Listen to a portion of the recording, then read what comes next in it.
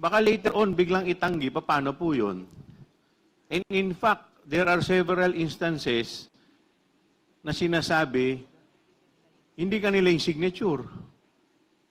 So, have we also invited the notary public? Wala rin naman po dito yung notary public para mag-verify na humarap po sa kanya talaga yung tao. So, if we are talking here of sufficiency in form, hindi po ba ito mahalagang tanong din? But of course, I will submit to the wisdom of the body. The Honorable Suntay? Yes, Madam Chair. I think that would be simply answer the complainant who also endorsed the verified complaint for impeachment of present. And they actually sponsored it. So the authenticity of the signature is easily verified by just asking them. And because they're present, I believe that they're affirming that it's their signature. While we recognize the point of the Honorable Chua, let it be known that only the members and the endorsers were invited in today's hearing. As mentioned earlier by the Honorable De Lima, the determination of form and substance are preliminary. The hearing proper will be happening on the later part of our proceeding after we have concluded on the determination of form and substance. No? We recognize the significance of the opinion and observation of the Honorable Chua, but nevertheless, let us confine ourselves to what appear in the impeachment complaint. Madam Chair. The Honorable Rodriguez? Yes, the complaint of Masa et al., my good friends, former Congresswoman Masa and also Congressman Casino, is not sufficient in form. If you read the complaint, it is not a verification after the complaint, but a jurat. It says subscribed and sworn to. This is not the verification that is required under the Constitution, under our rules. Can you kindly take a look? Can you show there? Yeah. May the we end request of the the complaint? Secretariat to flash It the is complaint? a jurat, subscribed and formed. There is no statement here about a verified. Madam Chair, the copy that I have... The Honorable De Lima? Sorry. Thank you, Madam Chair. The copy that I have, and I guess the other members would have that, really contains a verification page. Kindly speak closer to the microphone. Yes.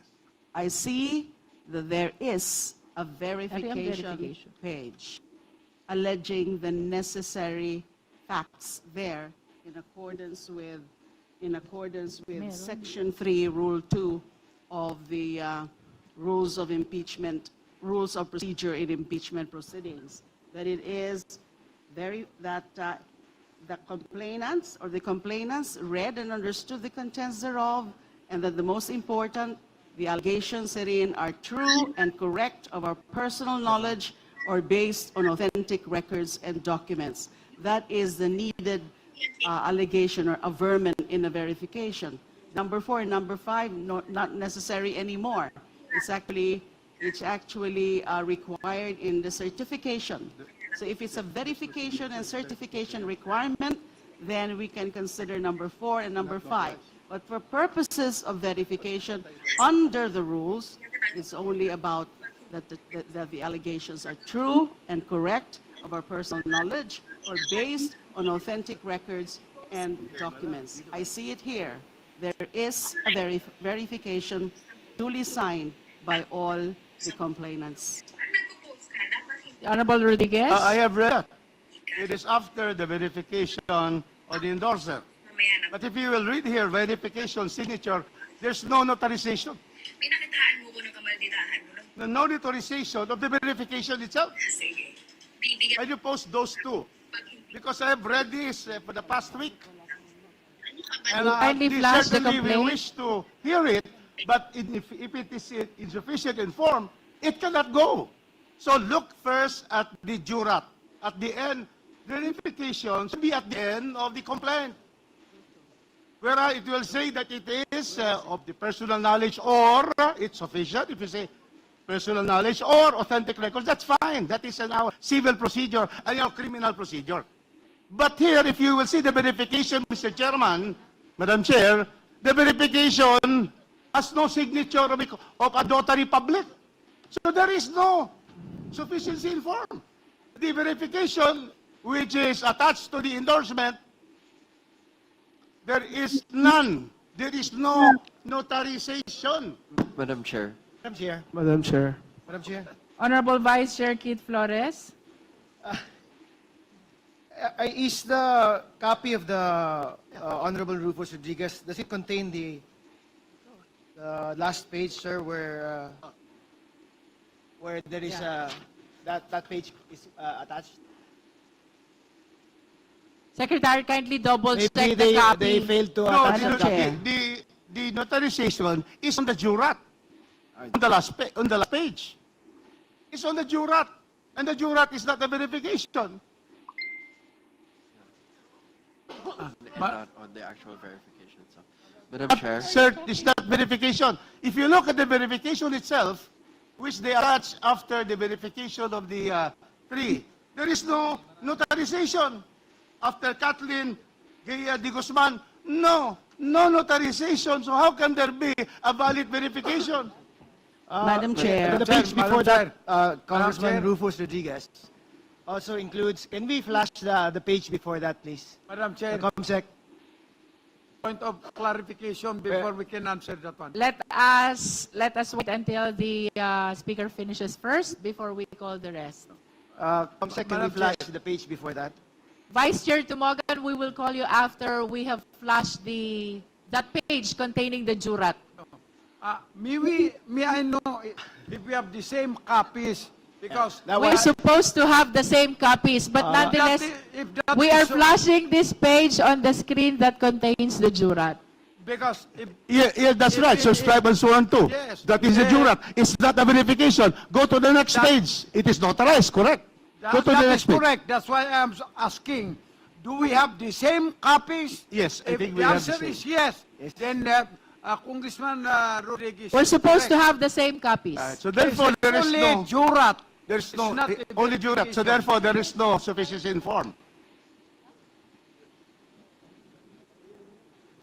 The chair examined the copy of the complaint, but prior to this jurat, there is a verification signed by the complainants. Yes, but no Although it doesn't bear the notarization. page.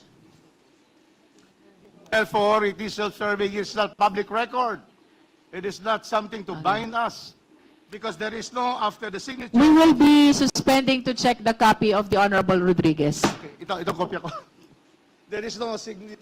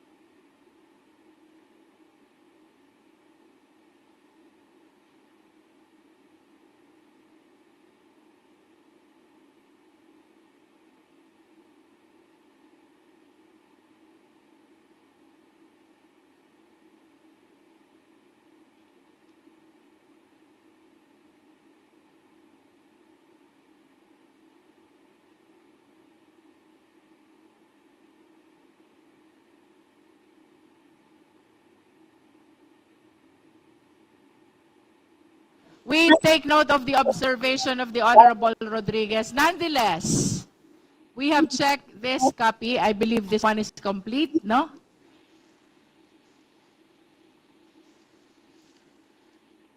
At the end of the complaint, there is verification.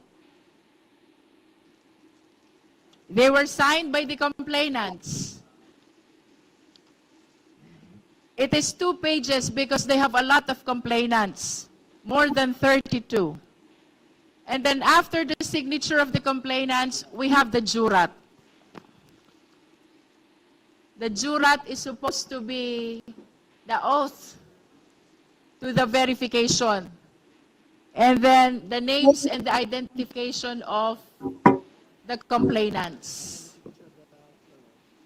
And then on the last page, the administering officer of the jurat, the notary public. I hope this satisfies the Honorable Rodriguez.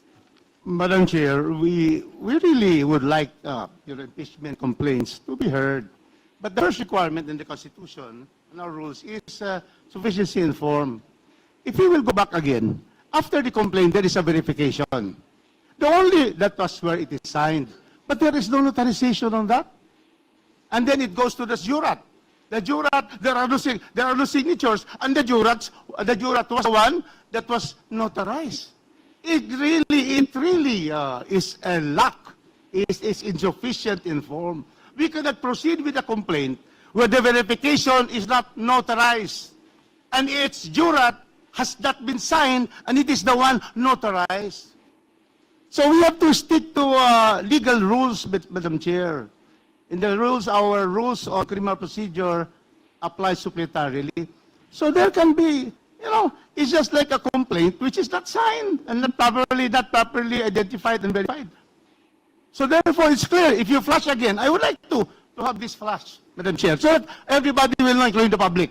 Can we go to the verification Madam Chair. after the complaint and then the jurat and the signature? Because it is, we are lawyers here. We are trying to have the legal proceedings in proper order based on the law.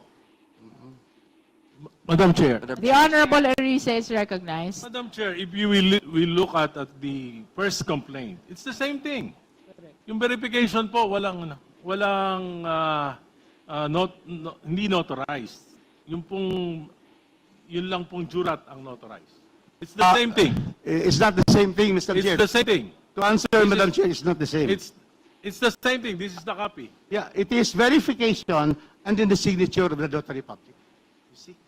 It is different. No, there's no notary public. In my copy, in my copy, Oh, there's no it notary. is Ana, Patricia, Ana is as in below. So, Ana, Patricia, Chua. Yes, It's the page 13 and 14. Page 14. Yes. Okay, can we check the, Point of order, Madam Chair, point of order. to satisfy the needed comparison between the first and the second impeachment complaint, can we flash again the verification Chair. of the Jesus complaint? Madam Chair, Please point wait of for your order. turn as we call one after the other all the members of the House who wishes to make Yun. their manifestation. Madam Chair, point of order. Point of order muna ko. The Honorable Abante is recognized. These people are arguing without even addressing the chairman. My goodness, pare-pareho naman tayong legislator dito. Alam na natin ang utos dito eh. Address the chairman first before you ever argue with one another. Madam Chair, this representation apologizes to the Honorable Chair because sometimes we cut in because in answer, but Chairman Abante is right, and we should always address, before addressing the committee, the permission of the Chair. Thank you very much, Madam Chair. Thank you. The Chair is in possession of the complaint of the Jesus. And my observation is, it is the same as the complaint of Masa et al. There is verification signed by the complainant. It is followed by the jurat, subscribed and sworn to, and then signed by the notary public. Let me go back to Masa et al. There is a verification signed by the so many complainants. After the 2-page signature, follows the jurat, subscribed and sworn to. And then at the end of all the names and identification cards, identification of the complainants is the signature of the notary public.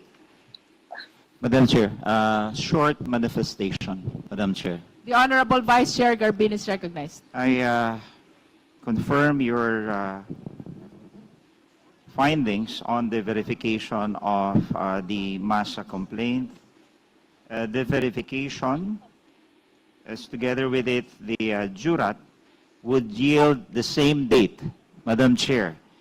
It was verified and signed by the complainants January 22, 2026. The jurat also yield the same date, January 22, 2026, Madam Chair. I submit. Thank you. Well, everybody's observation are being noted by the committee. But anyway, we will be proceeding to vote later on. And just to conclude, the position of the endorsers as to the sufficiency in form. May we hear from the endorsers with regards to the comment of the Honorable Rufus Rodriguez? Madam Chair, we respectfully reiterate our manifestation earlier that our this verified complaint, which we have endorsed, complies in sufficiency in form. The matter of fact of the notarial seal being on a separate page is due to the volume of signatures of the complainants. There are 36, and they cannot fit in just one page. And nonetheless, it could be a matter of one could argue notice can be taken of the fact of complainants swearing to the notary of the items in the verification that was heavily covered by the media on that day. And it could also witness the notary also providing his notarial seal and his signature on all the documents provided. And with that, Madam Chair, we once again respectfully submit that this complaint is sufficient in form. Thank you. Madam Chair. Madam Chair. The Honorable Suntay. Madam Chair, I think the best evidence to show if it is sufficient in form or if a document is notarized is the document itself. Let us, maybe what should be presented is not the statement, but the document so that we could see. So we have flashed the actual complaint in the screen, and I believe that most of the members are equipped with copy of the same already. And we've made our comparison also between the De Jesus and the Masa et al. Complaint. It is observed that they are one and the same in as far as verification and jurat are concerned, no? So if there are no other comments or manifestations on sufficiency in form of Masa et al. Complaint, then the chair is ready to hear the necessary motion. Madam Chair, The Honorable Erice is recognized. I move that we declare the MASA complaint as sufficient in form. So move. Do I hear a second? I'd like to object again, Madam Chair. Okay. There is a motion. I think, Madam Chair, Honorable Abante? I think I have definite reasons why I am objecting. Yes, please state your Number reason one, why you're number one. objecting. What Congressman Chua has raised a moment ago is important. Now, we are not talking about any fast rules here. Every member of this House has the right to question, whatever the question might be, Madam Chair. Therefore, the question of Congressman Chua should be tackled. Number two, I also object on the argument raised by Congressman Rodriguez. And number three, Madam Chair, nakita ko po dito, in-exhibit nila yung competent evidence of identity. Pero wala po dito yung documents if they are indeed taxpayers, Madam Chair. Sapagkat nakalagay sa endorsement, they should be taxpayers. Therefore, I question if all of these 36 complainants are actually taxpayers. Kung taxpayers yan, dapat mag-submit ng document yan dito na sila ay taxpayers. If indeed wala, therefore, insufficient ang form na pinapaliwanag dito. And therefore, Madam Chair, I object. We are noting the explanation of the Honorable Abante with regards to his objection. Nonetheless, we shall be proceeding to vote on the sufficiency in form of Masa et al. Complaint. There is a motion to declare Masa et al. Complaint sufficient in form. Point of order. The same has been objected to. Point of order. Those who are in favor, we shall now divide the House. The Honorable Ridon. Who has seconded the motion, Madam Chair? Who has seconded? It hasn't been seconded. It's Kong Noy Defensor. Because I heard a lot of second. Okay. So we shall now divide the House. Those who are in favor of the motion, please raise your right hand.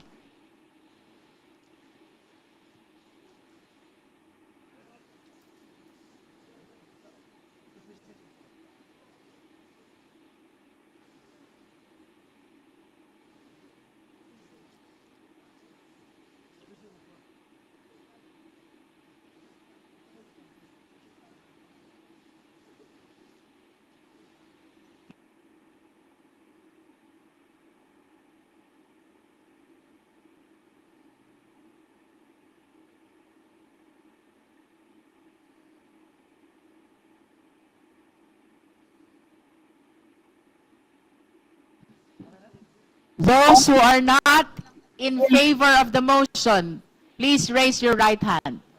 Continue.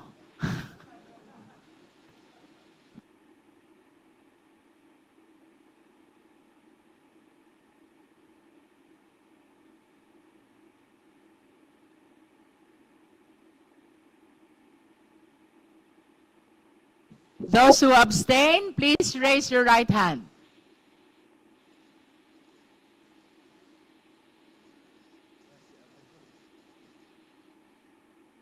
Comsec, the vote, please.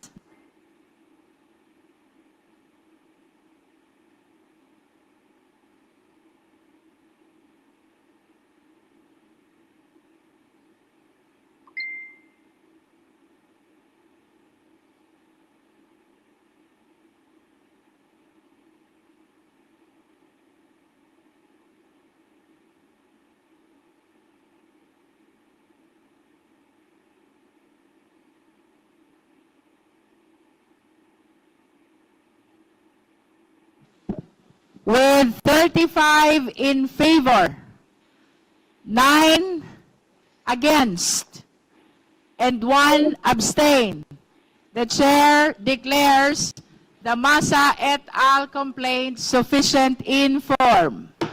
Madam Chair, The Honorable Abante. it is very clear that there is insufficiency in form. Very clear po yan. And I'm so glad for the rest of those, my colleagues, that supported my objection. And therefore, realizing that this is actually an exercise in futility and a waste of the people's money, I therefore would like to walk out of this hearing right now. The manifestation is noted. We have concluded the determination in form of both the Jesus complaint and Masa et al. Complaint. If there are any other matters the member wish to discuss before we suspend? No other matters? There being no other matters to discuss, the meeting is suspended until 10 a.m. tomorrow, February 3, 2026. The members present today are considered informed in open hearing of the meeting tomorrow. In accordance with the rules, the committee will determine the sufficiency and substance of the impeachment complaints tomorrow. Meeting is suspended.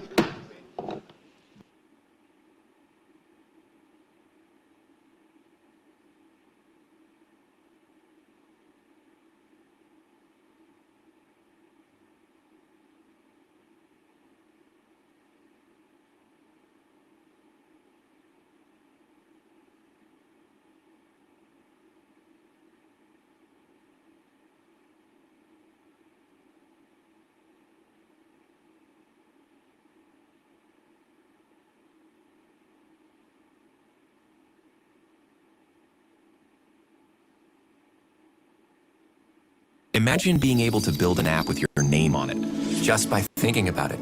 Meet Base 44, a complete AI creation platform. Describe what you want. And With 29 members responding to the call, the chair declares the presence of a quorum. Good morning, my esteemed colleagues. To our deputy speakers, majority and minority leaders, vice chairpersons, and fellow committee members of this Justice Committee. Isang mapagpalayang umaga sa ating lahat. Today,